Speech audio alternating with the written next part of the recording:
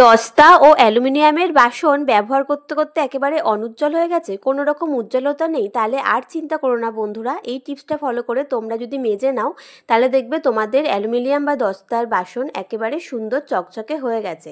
তো দেখো বন্ধুরা, আমি তোমাদের এখানে একটা বাটি পরিষ্কার করে আজকে দেখিয়ে দেবো।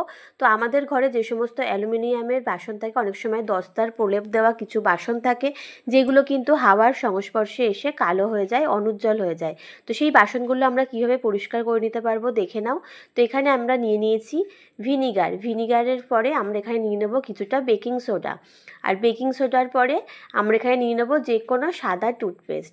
তো এই তিনটে উপাদান দিয়ে কিন্তু আমরা সুন্দর করে আমাদের ঘরে যে দস্তার প্রলেপ বা অ্যালুমিনিয়ামের যে বাসনগুলো আছে যেগুলো অনুজ্জ্বল হয়ে যায় পড়ে থেকে থেকে, সেগুলো কিন্তু খুব সুন্দর মতন আমরা চকচকে পরিষ্কার করে রাখতে পারবো। এবং সেগুলোতে দেখবে রান্নাবান্না করলে, খাওয়া দাওয়া করলে দেখতেও কিন্তু ভালো লাগে। কালো অনুজ্জ্বল হয়ে গেলে সেগুলো ব্যবহার করতেও ভালো লাগে না।